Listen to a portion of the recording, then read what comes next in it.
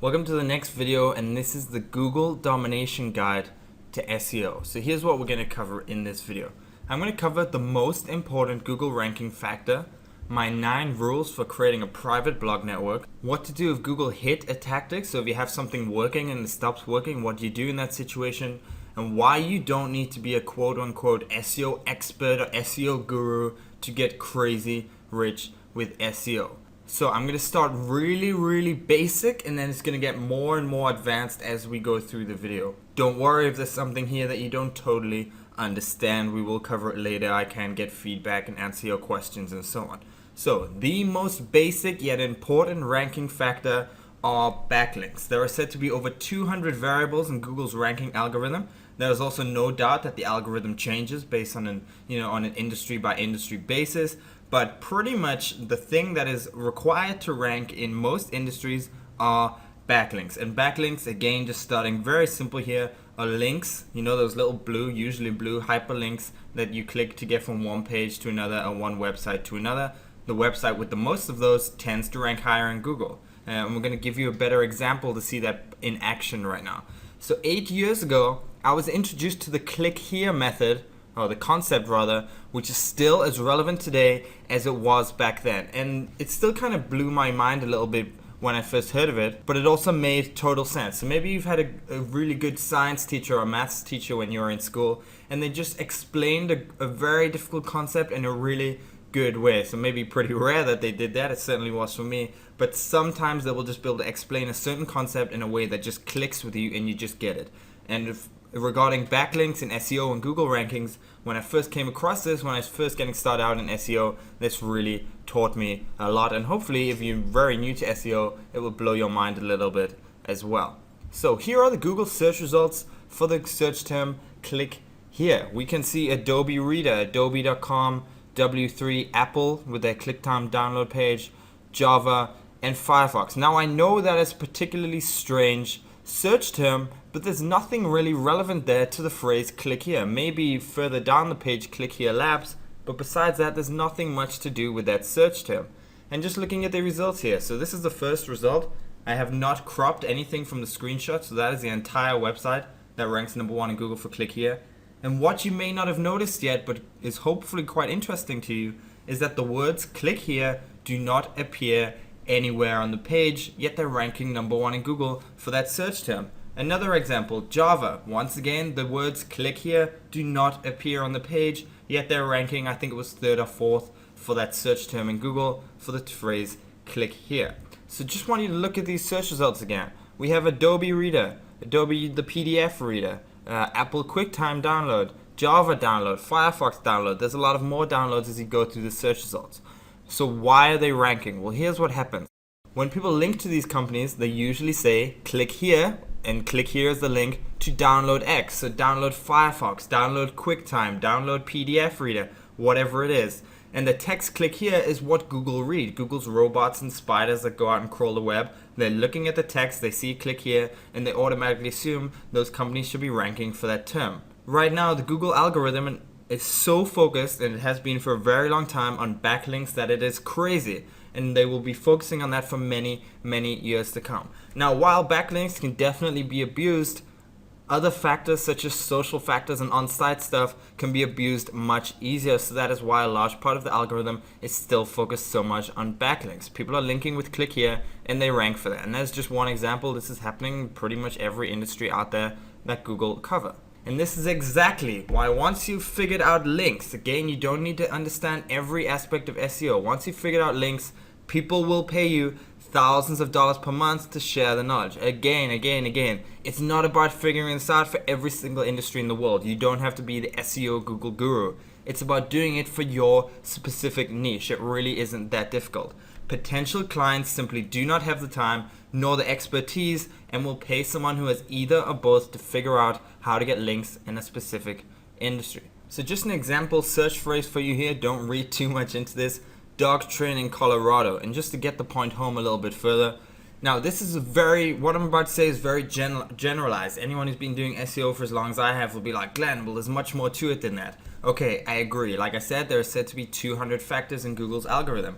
However, backlinks still reign king. So I'm not even going to look into this, but I can just make a general observation, a general point that the website ranking number 1 there has more links than the website in position number 5, and certainly more links than all the websites on page number 5. There are more factors that have to do with it, such as your on-site SEO, how long your website has been around, the quality of the websites that are linking to you, but as a general perspective, a general viewpoint, I can say that the website number 1 in ranking number 1 has more links than any other website.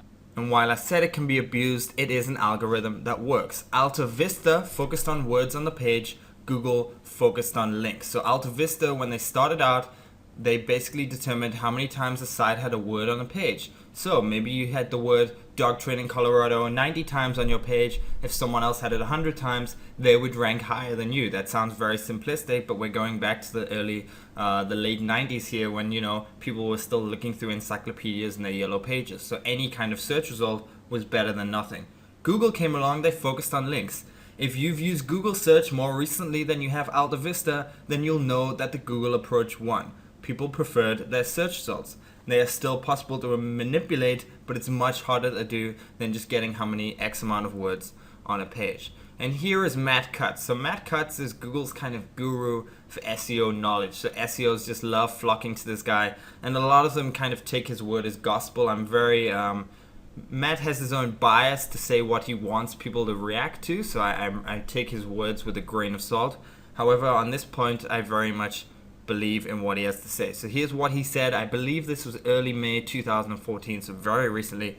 I think backlinks still have many, many years left in them. I would expect that for the next few years, we will continue to use links in order to assess the basic reputation of pages and sites. That's Matt Cutts, Google's head of web spam, pretty much their head of search, really, and organizing search results. So he's saying, the focus on links here is going to continue.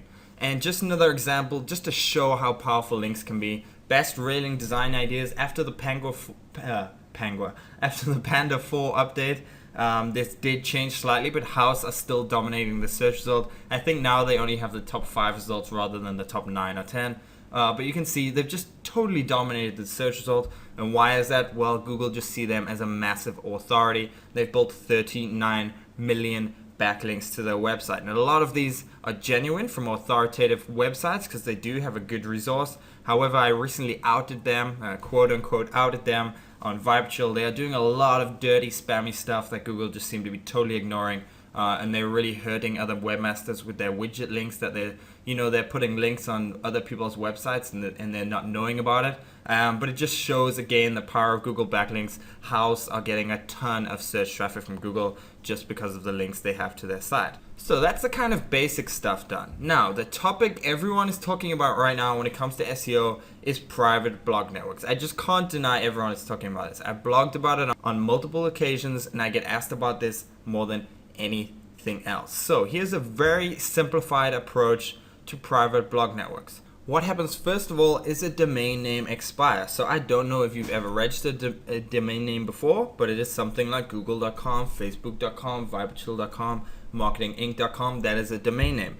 And what generally happens is when you register a domain name, it is not yours for life. So the typical period you buy for is 1 year. You can't buy them for less than that. If you think a site is going to be around for a while, you may register it for 5 years. And of course, you can set them on auto renewal as they're about to expire. But what happens is a lot of people don't do that. Maybe they just, they build a website, it didn't really take off, and they just forgot about it. Or they registered the domain, they never got around to using it, it expired, and they didn't think they were ever going to use it, so they didn't bother renewing it. And what happens next is that it becomes available for someone else to register. Now, this isn't instant. So say one day you forget 1 week too late that you forgot to register your domain, it doesn't automatically go out there for someone else to take. The waiting period is about 30 to 60 days, so 1 to 2 months that you have the opportunity to fight back and get your domain back if you did forget to re-register it and you want it.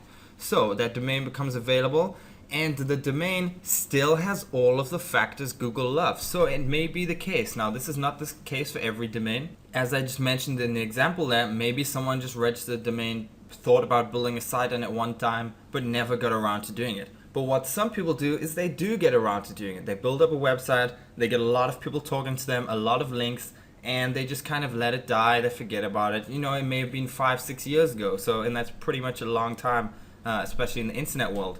And that domain still has all of the factors Google loves. So it still had relevant content there. It may not have that anymore, but it still has links from other websites. If you link to a website from your site, you don't get a notification when that website goes offline, especially years down the road. So what happens is a lot of domains expire, websites don't exist anymore, but they still have links to them from a lot of other websites. And then the people who are building these private blog networks, and that's myself included, they go and purchase a domain. And what they will be looking for is a domain that expired that still had a lot of links. They will then build a website on that domain, and then they will link it to what we call a money site. They will link that expired domain, which has all those backlinks that Google love, to their money site and kind of pass on that juice, that benefit, that vote, that pass that onto the site they want to rank, and they help. And you can really scale this up by setting up more domains and more websites. I have spent a lot of money doing this. I have more than 1,000 domains right now. You definitely don't have to do that yourself. When I started, we just had about 15, 20 websites, and that worked really well for just dominating certain industries. But now it just works so well, we've built that up to over 1,000 domains. So someone asked me, when I first talked about this, someone asked me a great question. Why don't Google just devalue expired domains? You know, if people are ranking so well and kind of manipulating Google a little bit and ranking so well in the search results, why don't Google just devalue them? Well, first of all, it's not fair on the original owner. So what would happen? Okay, now I'm at the stage with viperchill.com. I don't know how many links I have. I believe it's about 250,000 links from other websites. What would happen if I forgot to register that domain? I still had that grace period of about 30 days to 60 days where you can still register it if you forget to renew it. And when I go to renew it, let's say I want to put on my new address, my new email address, and I got married or something like that, and I want to change my domain. Of course, this is a very far-fetched example, but I'm just trying to get a point across. What would happen if I changed any registration details? Would it be fair that all of those years of hard work were lost and I don't get any traffic anymore, any benefit anymore from all those links I built just because I forgot to renew my domain? Would that be fair? Another example, new sites are being built all the time. You know, there have been millions, perhaps billions, I'm not sure, but hundreds of millions of domains that have been bought and they've been let to expire. A lot of people kind of hoard domains to see maybe they'll be one day be worth something. It turns out they aren't, so they just let them drop. Would it be fair for Google to say, okay, well, that domain used to be owned by someone else a long time ago, now you're using it, we're never going to give you search traffic, or you're never going to get any benefit from the links that website has? So new sites are being built all the time on domains that were once owned by someone else. Maybe a lot of them, not even maybe actually, a lot of them are being built not even with the aim of getting the benefit from the links the site used to have. A lot of them are just because someone liked the domain name and it was available, so they went and registered. MarketingInc.com has had a lot of owners before me. I purchased it from someone who owned the domain. I didn't just get to register it for free on some marketplace. Someone else had it, I registered it. I don't care about the site ranking in Google. It doesn't rank in Google. I block search engines from even visiting the site. But if I wanted it to rank, it would not be fair that it couldn't rank just because I'm not the first ever owner of that domain. And finally, it's just not that simple. The reason Google haven't just put in one simple line of code in their algorithm saying if the domain is expired, don't give it juice, is because it's just not that simple. There are too many angles out there that people may be doing this in a legit way. And to be honest, Google just don't know who is building on an expired domain in a legitimate way and who is doing it trying to cash in on the links that the domain had previously. So some great sources for expired domains include GoDaddy auctions. These are domains that have expired. There's a lot of tools out there. You can see if they have PageRank and so on. Moonsy.com is another one. It's literally built for people looking for expired domains with all those links and trust that Google look for.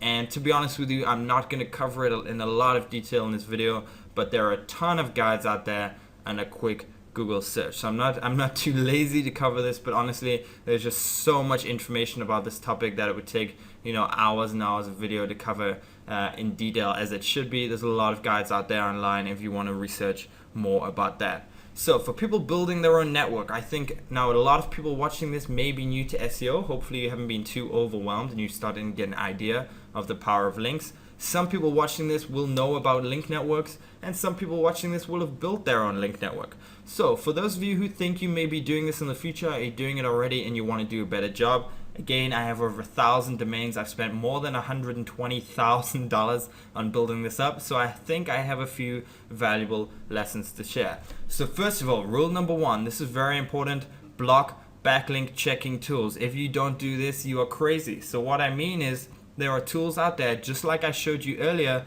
that Houzz have 39 million backlinks to their website. There are tools that show me that. Google doesn't tell me that, even though Google know about them. I have to go through some other service to find it. And what you want to do with your backlink, with your network, is make sure your money site is not in there, as well as your network websites. So block it from Majestic SEO, Ahrefs, Open Site Explorer from Moz, and just all of the main backlink checking tools. And why do you do this? Well, and you may get to the situation where you're ranking very highly in Google for a profitable search term. That is the aim, after all. We're looking to do this to make money with SEO. A lot of people don't like that. They kind of want to figure out their competition. So what they will do is they will take your website, they will go and throw it in Ahrefs, and they will see, how is this guy ranking? And if you haven't blocked it, they're going to find all of your network websites. And they have two options there. They can find what you're doing and basically duplicate the process and do a better job than you are. Or what some people do is they go and try and report you, like the little online snitches that they are. They go and try and report you to Google and get you taken down. So make sure you block those backlink checking tools. Rule number 2, this is so important, and this is kind of advanced stuff I mentioned earlier. No one is talking about this. Absolutely no one has ever mentioned this that I've ever said, yet it is super important. So you're going to get a lot of value from this.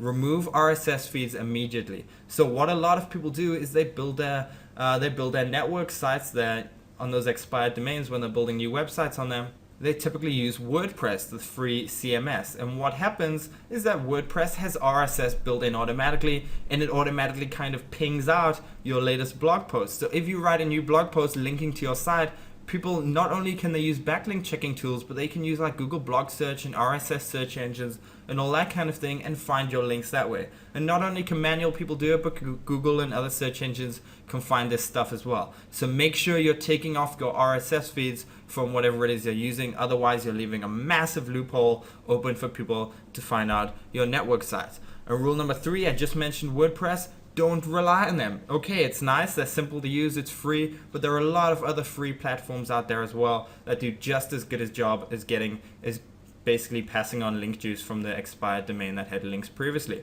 So Joomla is a good example. Drupal, drupal.org, Drupal, and Ghost. Ghost came out recently, I think it's ghost.org. It's another free CMS. So if Google are ever going to kind of look for some footprint, more than likely they're going to be going after people using WordPress, because that is what most people who build private networks use.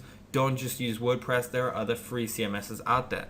So next one, Clicky Analytics, or pretty much any other analytics program, is better than Google Analytics.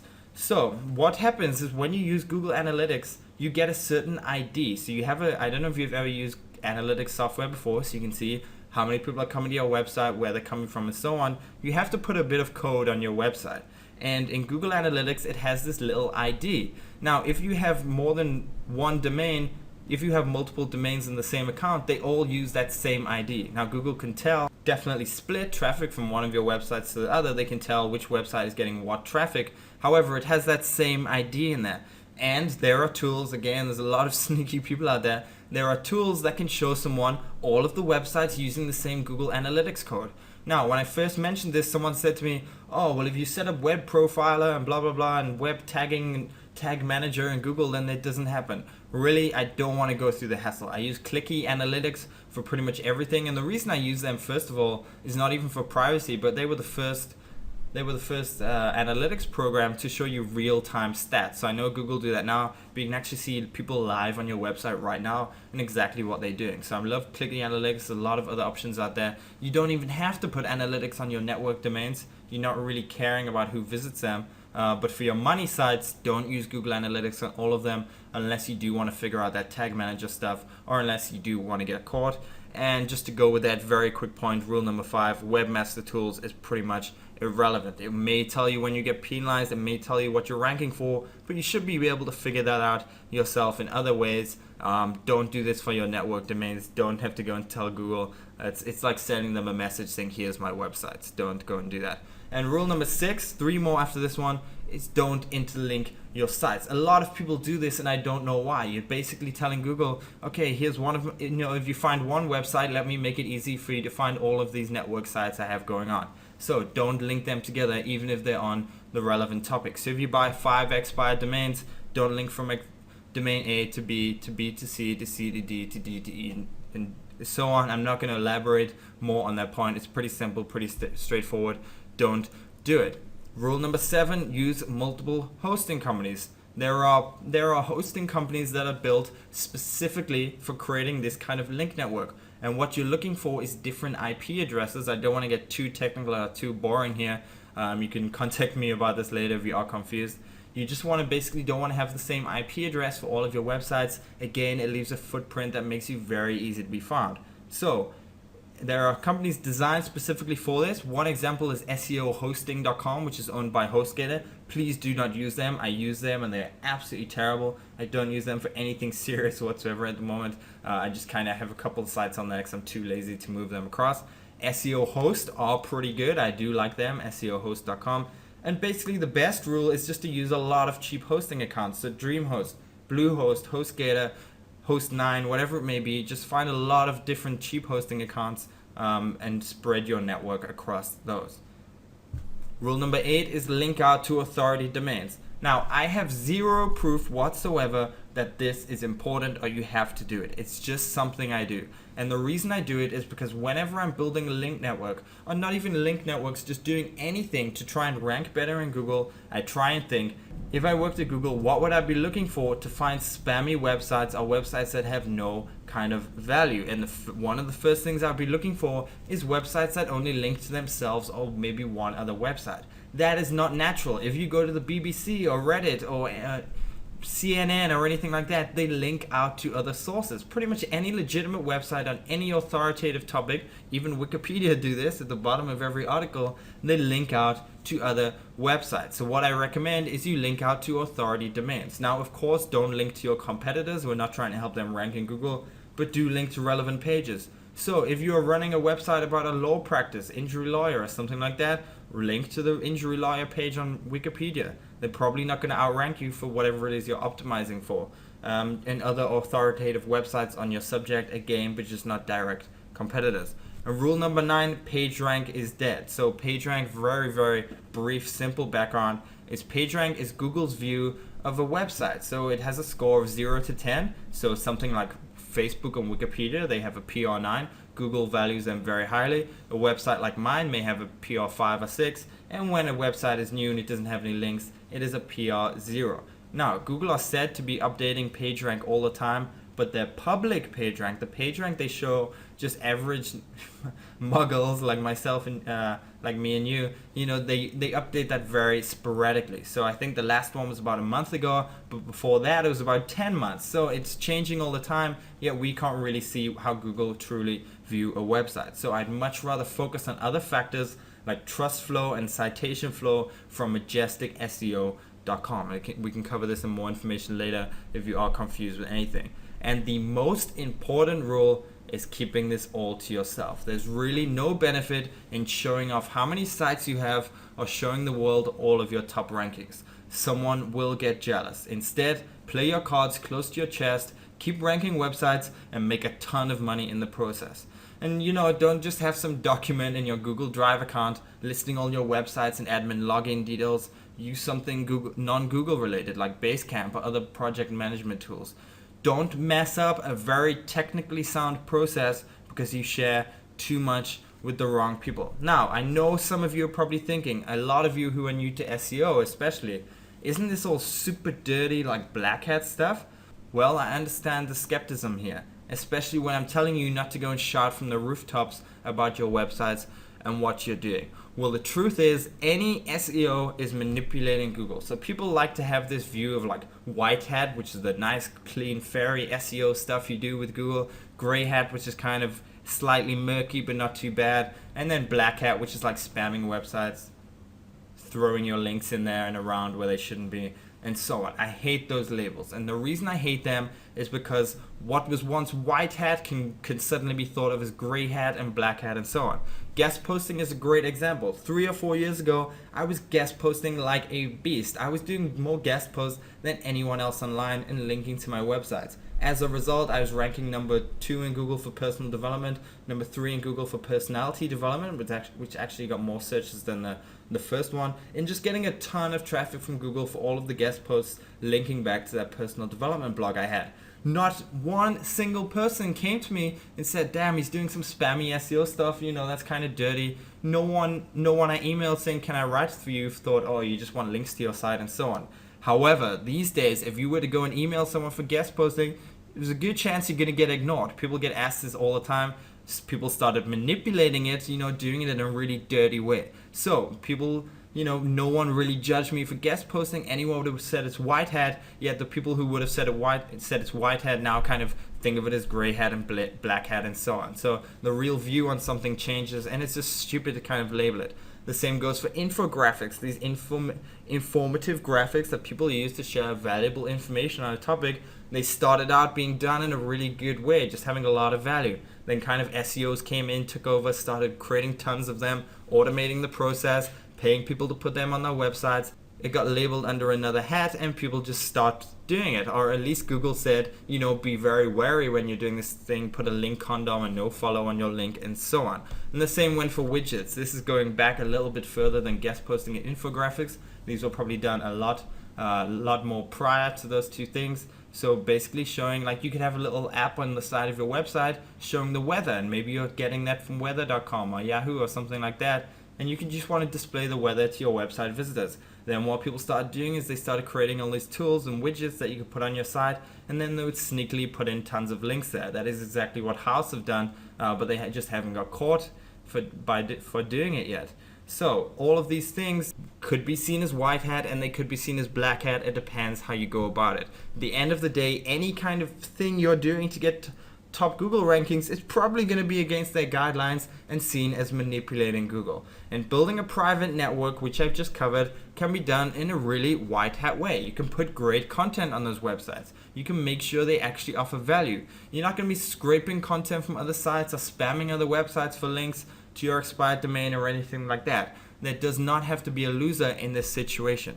At the end of the day, the aim is to rank good websites so you can actually convert visitors from Google. I don't see anything wrong with that at all. So what do you do if rankings disappear? Well, first of all, you relax. It's very normal for Google rankings to fluctuate. They don't stay static, especially when new things, new news events and all that kind of thing are happening every single day. So don't panic too much if you notice you've suddenly lost rankings. The worst thing you can do is start making a ton of changes to your site, start disavowing your backlinks that you currently have, and so on. Also, relax some more. And why do I say this? Well, because you can always reverse engineer results. Why would I not be worried about SEO and Google when the big part of my income relies on Google? Well, because I always believe I can figure out what they're looking for. How do you do that? Well, you go to any industry you like. You can go to dog training Colorado. You can go to Injury Lawyer Houston. You can go to anything you want, and you go and research in detail the website ranking number 1 on page 1, and go research in detail the website ranking number 9, 10 on page 1, and 1, 2, 3, 4, 5 on page 2, whatever it is, and go and look at what the differences are. Do they have links from certain sources? Do they have too many links of this type? Do they have too many words on the page that are relevant to what they're ranking for? And so on. Sorry if this is getting a little bit complex, but for those who are well versed in SEO, they will kind of understand what I'm talking about. Hopefully I can catch up a lot of beginners later on. So you can really always figure this stuff out. It's not something I worry about. And one little thing you can do, and I'm going to talk about this later, is you can redirect the site. So it may be the case that one day you do something and you get hit with a penalty. Maybe you already set up a blog network, you've linked them all together, and Google found it and they penalized you or whatever. What you can do is you can actually redirect those penalized websites somewhere else, and those rankings come back really fast. Please don't share that outside of this video. I want this to keep working very well, because it does work very well. So if you want to know more about SEO, please keep watching this course. Sorry if I did lose any of you. Hopefully those of you who know a little bit about SEO already, you got something out of that. Please keep watching till we get to the next level video, which is right at the end, and we'll have a lot more value for you and a lot more explanation. And again, like I said in the last video, I'm going to bring it all together. So in the next video, we're going to cover the SEO funnel and the secret funnel and show you how to bank hard with SEO. We're going to do what we did for the agency funnel and show you real world examples of regular people just like me and you. You know, I'm not some superhero or anything like that, who are making a lot of money with SEO, and I'm going to show you how they and we are doing it. So if you're interested in that, follow me on the next video.